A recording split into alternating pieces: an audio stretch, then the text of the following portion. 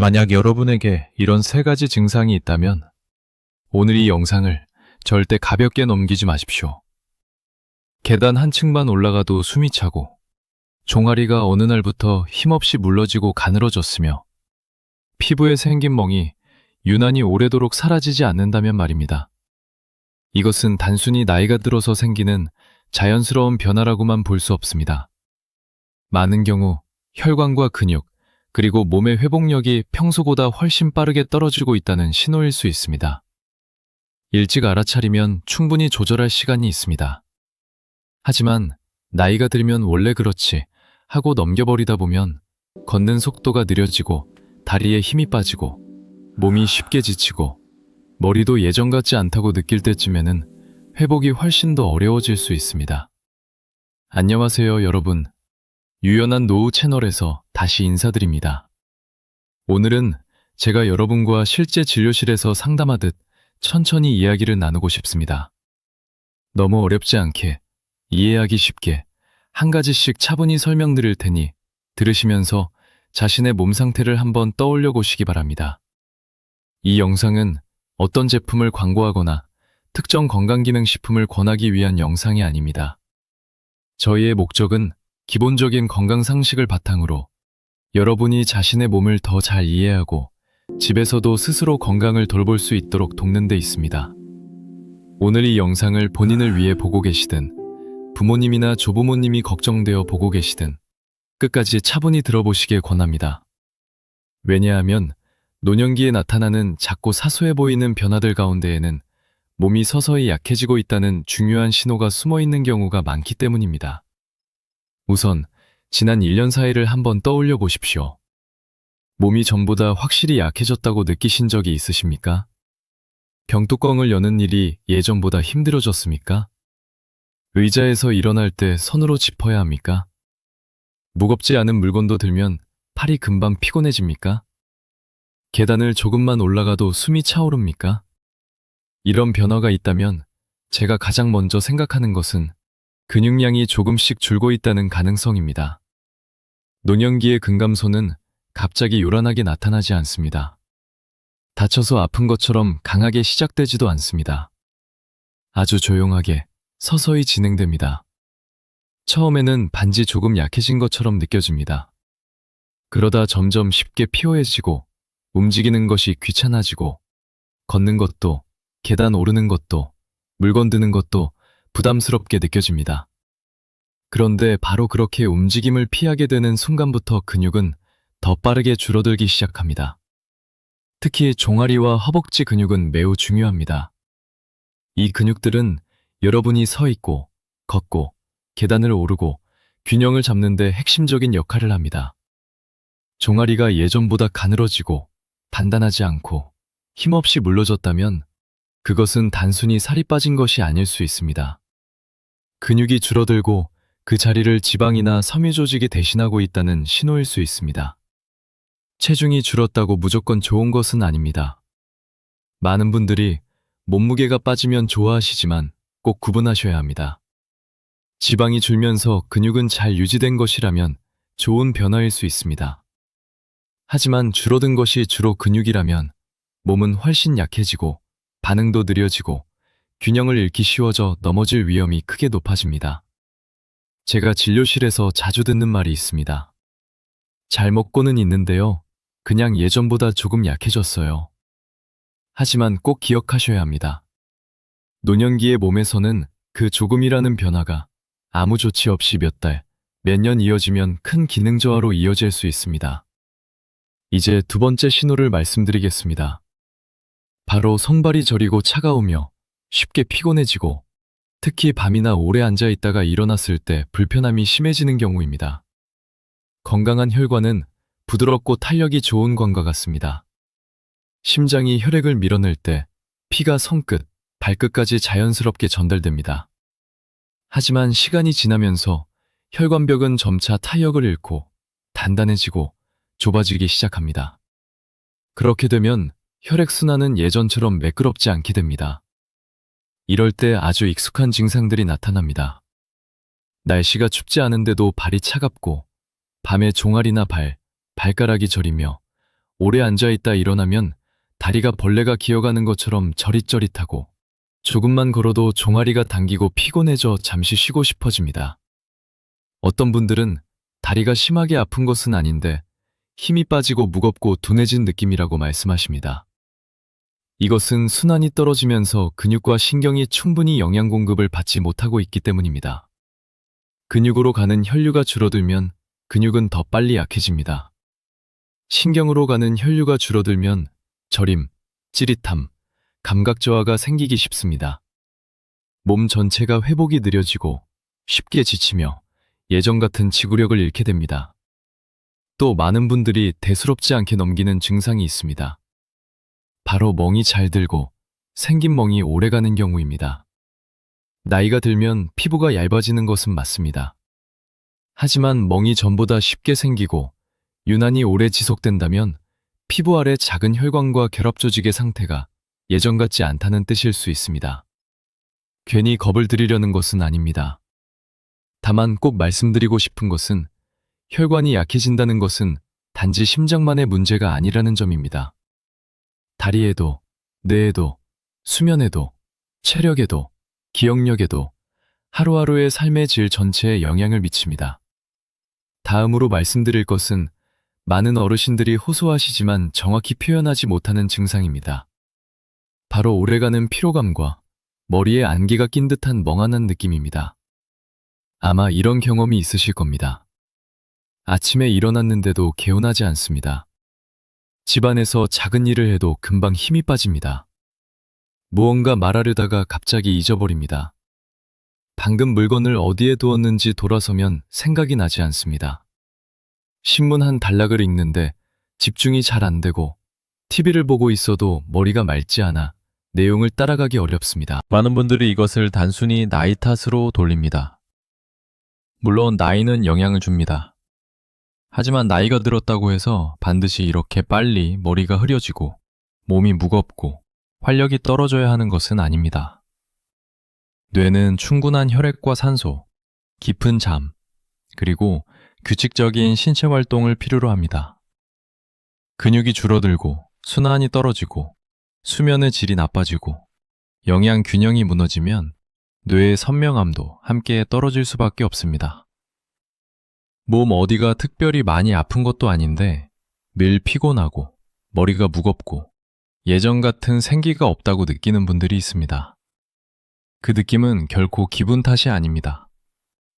몸이 에너지를 만들어 쓰는 효율이 떨어지고 회복 속도가 늦어지며 전체 시스템이 예전만큼 원활하게 돌아가지 않는다는 신호일 수 있습니다. 또 꼭 주의해서 보셔야 할 것이 있습니다. 바로 가벼운 활동에도 숨이 차는 증상입니다. 빠르게 달리거나 무거운 일을 할 때만 말하는 것이 아닙니다. 계단 한 층을 오르거나 집안에서 조금 움직이거나 샤워 후 옷을 입거나 부엌에서 냄비 하나를 드는 정도의 일에도 심장이 빨리 뛰고 숨이 가빠지며 앉아서 쉬고 싶어지는 경우입니다. 이런 변화는 절대로 가볍게 넘길 일이 아닙니다. 근육이 약해지면 같은 일을 하는데도 더 많은 에너지가 듭니다. 혈액순환이 좋지 않으면 조직에 도달하는 산소 공급도 효율이 떨어집니다. 잠이 부족하거나 얕으면 신경계 회복도 충분히 이루어지지 않습니다. 그러면 숨이 쉽게 차고 금방 지치고 회복이 더뎌집니다. 문제는 이런 피로감 때문에 많은 분들이 점점 움직임을 피하게 된다는 점입니다. 걷기 싫어지고 밖에 나가기 싫어지고 계단을 멀리하게 되고 집안일도 줄이게 됩니다. 당장은 덜 힘든 것 같아도 장기적으로는 체력이 훨씬 더 빠르게 떨어집니다. 아마 여기까지 들으시면서 이런 생각이 드실 수 있습니다. 왜 몸이 이렇게 변하는 걸까? 먹기는 먹는데 왜 근육은 줄어드는 걸까? 큰 병이 있는 것도 아닌데 왜 다리가 차고 쉽게 피곤하고 기억력도 떨어지는 걸까? 이 부분을 아주 쉽게 설명드리겠습니다. 젊었을 때 우리 몸은 영양과 운동에 매우 민감하게 반응합니다. 단백질을 충분히 먹고 잠을 잘 자고 규칙적으로 움직이면 근육을 잘 만들고 손상된 조직도 빠르게 회복합니다. 하지만 나이가 들면 몸에는 일종의 변화가 생깁니다. 의학적으로는 동화 저항성이라고 부르는데 쉽게 말하면 예전만큼 먹은 단백질을 효율적으로 근육으로 바꾸지 못하게 되는 것입니다. 예전에는 생선, 달걀, 두부, 고기 같은 음식을 먹으면 그 영양분을 몸이 비교적 잘 이용해 근육을 유지했습니다. 그런데 나이가 들면 같은 양을 먹어도 건강한 근육으로 전환되는 효율이 떨어집니다. 그래서 많이 먹는 편인데도 근육은 줄고 힘은 떨어지고 일어나고 앉는 것이 더 힘들어지는 것입니다. 여기에 활동량까지 줄어들면 몸은 더 빠르게 근육을 정리해버립니다. 우리 몸은 자주 쓰지 않는 기능은 필요 없는 것으로 판단하는 경향이 있습니다. 근육도 마찬가지입니다. 쓰지 않으면 더 빨리 줄어듭니다. 저는 근육을 건강을 위한 저축이라고 비유하곤 합니다. 젊을 때는 차곡차곡 모아둡니다. 그런데 나이가 들어서 운동과 적절한 영양으로 계속 보충하지 않으면 그 저축은 조금씩 빠져나가기만 하고 다시 채워지지 않습니다. 동시에 혈관도 나이에 따라 변합니다. 혈관벽은 예전처럼 부드럽지 않고 안쪽 내벽은 손상되기 쉬워집니다. 시간이 지나면서 콜레스테롤, 칼슘, 염증 관련 물질이 쌓여 플라크를 만들고 그 플라크는 혈관을 점점 좁게 만들며 단단하게 만듭니다. 이 변화가 다리에서 일어나면 발이 차고 저리고 쉽게 피곤해집니다. 뇌에서 일어나면 머리가 느려지고 집중이 잘 안 됩니다. 심장에 영향을 주면 조금만 움직여도 숨이 차고 회복이 늦어집니다. 중요한 것은 이런 변화가 하루아침에 생기지 않는다는 점입니다. 아주 천천히, 조용히 쌓여갑니다. 그래서 많은 분들이 놓칩니다. 어느 날 갑자기 걷는 것이 불안해지고 계단이 버거워지고 아주 평범한 동작 중 넘어지고 나서야 몸이 많이 약해졌음을 깨닫게 됩니다. 하지만 꼭 안심하셔도 되는 부분이 있습니다. 아직 초기이거나 중간 단계라면 충분히 좋아질 수 있는 부분이 많습니다. 아주 복잡한 방법이 필요한 것도 아니고 비싼 것이 꼭 필요한 것도 아닙니다. 가장 중요한 것은 올바른 방향으로 꾸준히 포기하지 않고 실천하는 것입니다. 가장 먼저 살펴보셔야 할 것은 식사입니다. 노년기에는 단지 배부르게 먹는 것만으로는 부족합니다. 특히 단백질을 충분히 드셔야 합니다. 많은 어르신들이 의외로 단백질이 부족한 식사를 하고 계십니다. 아침에는 묽은 죽만 드시고, 점심에는 밥과 채소 위주로 간단히 드시고, 저녁도 대충 넘기시는 경우가 많습니다. 이렇게 되면 몸은 근육을 유지할 재료를 충분히 공급받지 못합니다. 그리고 매우 중요한 점이 하나 있습니다. 단백질은 하루 한 끼에 몰아서 드시는 것보다 매 끼니마다 나누어 드시는 것이 좋습니다. 매 식사마다 분명한 단백질 공급원이 들어가야 합니다. 아침에는 달걀, 너무 달지 않은 요거트, 두부, 생선이나 잘게 찢은 살코기가 들어간 죽도 좋습니다. 점심에는 생선, 두부, 콩류, 부드러운 살코기, 달걀 등이 도움이 됩니다. 저녁에도 소화가 잘 되는 범위에서 적당한 단백질을 꼭 포함하셔야 합니다. 채소와 밥만 드시는 식사는 근육 유지에 불리할 수 있습니다. 소화가 약한 분들은 한 번에 너무 많이 드시려고 애쓰실 필요는 없습니다. 양은 무리하지 않되 천천히 꼭꼭 씹어 드시고 매 끼니마다 단백질이 들어가도록 하는 것이 중요합니다. 제가 주로 권하는 단백질원은 생선, 달걀, 두부, 콩류, 몸에 맞는 유제품, 그리고 부드러운 살코기입니다. 이런 식품들을 골고루 바꿔가며 드시는 것이 한 가지 음식만 계속 드시는 것보다 더 좋습니다. 그리고 물도 중요합니다. 많은 어르신들이 갈증을 크게 느끼지 않으셔서 물을 적게 드십니다.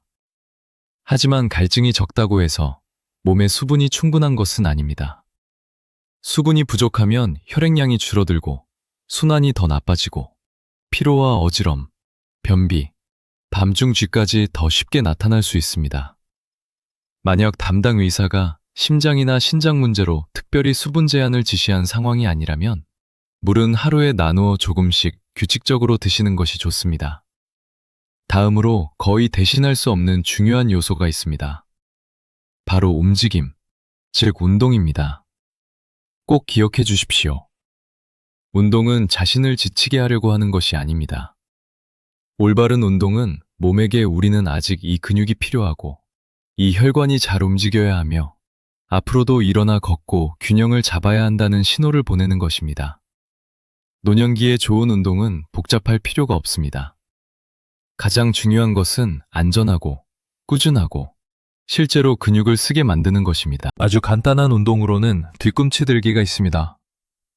의자 등받이를 잡고 똑바로 선 뒤 발을 어깨 너비로 벌리고 천천히 뒤꿈치를 들어 올립니다. 1초에서 2초 정도 유지한 뒤 천천히 내립니다.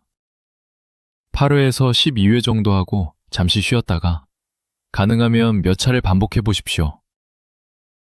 이 운동은 종아리를 활성화시켜 줍니다.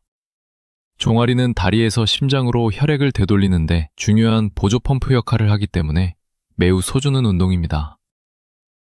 두 번째는 의자에서 앉았다 일어서기입니다. 안정적인 의자를 준비하고 등을 곧게 세운 채 앉아 발을 바닥에 단단히 둡니다. 그 다음 천천히 일어섰다가 다시 천천히 앉습니다. 아직 힘이 부족하다면 손으로 가볍게 짚으셔도 괜찮습니다.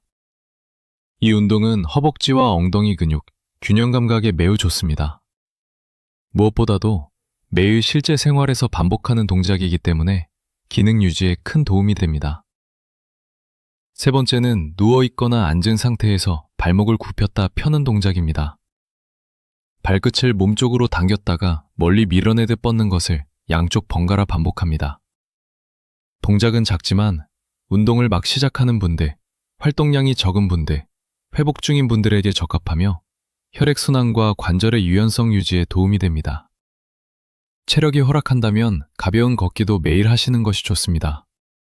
처음부터 빠르게 걸을 필요도, 오래 걸을 필요도 없습니다. 중요한 것은 지속입니다. 10분부터 시작해 조금씩 늘려가십시오. 걸을 때는 호흡을 편안하게 유지하시고 걸으면서 대화가 가능할 정도라면 대체로 적절한 강도라고 볼 수 있습니다. 이 점은 꼭 강조드리고 싶습니다. 근육은 먹기만 한다고 강해지지 않습니다. 혈관도 누워서 쉬기만 한다고 탄력을 되찾지 못합니다. 몸에는 움직임이라는 자극이 필요합니다. 근육이 반복해서 수축해야 혈류가 좋아지고 몸은 그 근육을 계속 유지해야 한다는 신호를 받게 됩니다. 그리고 많은 분들이 놓치는 세 번째 요소가 있습니다. 바로 수면과 생활 리듬입니다. 많은 분들이 무엇을 먹을지, 어떤 운동을 할지에는 관심을 가지지만 몸이 가장 강하게 회복하는 시간이 깊은 수면 중이라는 점은 잊곤 하십니다. 깊이 자는 동안 회복과 관련된 호르몬이 적절히 분비되고 뇌는 하루 동안 쌓인 정보를 정리하고 대사 과정에서 생긴 불필요한 물질들을 정돈합니다. 근육도 그 시간에 작은 손상을 회복합니다. 만약 잠이 자주 깨고 너무 늦게 자고 낮에 지나치게 오래 누워있고 햇빛을 거의 보지 않고 몸을 충분히 움직이지 않는다면 생체 리듬이 흐트러집니다. 생체 리듬이 흔들리면 몸의 회복력도 크게 떨어집니다. 8시간을 자도 피곤한 분들이 있는데 그 이유는 잠의 양보다 질의 문제인 경우가 많습니다. 아주 작은 것부터 시작해 보셔도 좋습니다. 매일 비슷한 시간에 자고 일어나려고 해보십시오. 아침에는 커튼을 열어 햇빛을 받으십시오. 낮에는 가볍게라도 움직여서 밤에 잠이 잘 오도록 하십시오. 잠자기 직전 과식은 피하시고 늦은 시간에 진한 차나 커피도 줄이시는 것이 좋습니다. 자기 전에는 화면을 오래 보지 않는 것도 도움이 됩니다. 마지막으로 한 가지 분명히 말씀드리고 싶습니다. 모든 것을 집에서만 조절해도 되는 것은 아닙니다. 숨찬 증상이 갑자기 심해지거나 가슴 통증이 있거나 한쪽 팔다리에 힘이 빠지거나 어지럼이 심하거나 자주 넘어지거나 이유 없이 체중이 급격히 줄거나 걸을 때 종아리가 아파 자꾸 멈춰야 하거나 붓기가 심하거나 심장박동이 불규칙하게 느껴지거나 멍이 지나치게 많이 생기거나 충분히 먹고 쉬어도 피로가 계속 심해진다면 꼭 진료를 받으셔야 합니다.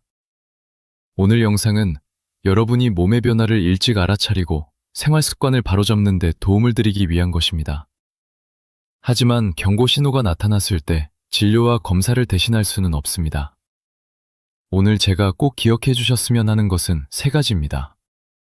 첫째, 몸이 보내는 초기 신호를 알아차리셔야 합니다.